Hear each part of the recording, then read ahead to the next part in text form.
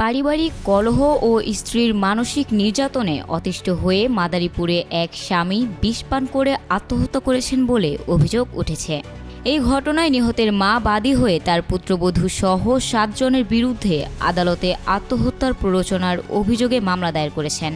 গত ৩ নভেম্বর সদর উপজেলার পেয়ারপুর ইউনিয়নের মধ্য পেয়ারপুর মাঝকান্দি এলাকার এবেল ভূঁইয়ার ছেলে রহমান ভূঁইয়া পারিবারিক কলহের জেরে বিষ পান করেন। গুরুতর অবস্থায় তাকে মাদারীপুর সদর হাসপাতালে নেওয়া হলে কর্তব্যরত চিকিৎসক তাকে উন্নত চিকিৎসার জন্য ঢাকা মেডিকেল হাসপাতালে প্রেরণ করে। এরপর সেখানে নিলেও তাকে বাঁচানো সম্ভব হয়নি। এই ঘটনায় গত ৬ নভেম্বর নিহতের মা জাহানারা বেগম বাদী হয়ে মাদারীপুর আদালতে একটি মামলা দায়ের করেন।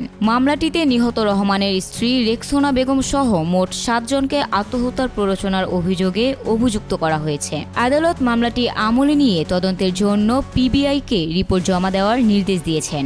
ভুক্তভোগী পরিবার জানায়, সদর উপজেলার ফজলুল হক খানের মেয়ে রেক্সোনা বেগমের সাথে প্রায় ৭ বছর আগে রহমান ভূঁইয়ার বিয়ে হয়। তাদের সংসারে 2টি কন্যা সন্তান রয়েছে। দীর্ঘদিন ধরে পারিবারিক কলহের কারণে রেক্সোনা বাবার বাড়িতে বসবাস করছিলেন। পরিবারের দাবি, রহমানের মৃত্যুর দিনও তার স্ত্রী রেক্সোনা বাবার বাড়িতেই ছিলেন। রহমানের পরিবারের অভিযোগ, স্ত্রী অব্যাহত নির্যাতন ও মানসিক যন্ত্রণার কারণেই রহমান ভূঁইয়া বিষ পান করে আত্মহত্যা করতে বাধ্য হন। রহমানের আত্মহত্যার ঘটনায় ন্যায় বিচার পেতে এবং দোষীদের দ্রুত আইনের আওতায় আনতে ভুক্তভোগী পরিবারটি স্থানীয় প্রশাসনের জরুরি দৃষ্টি আকর্ষণ করেছে। ডেস্ক রিপোর্ট, অনামিকা আক্তার, নিউজ টাইমস।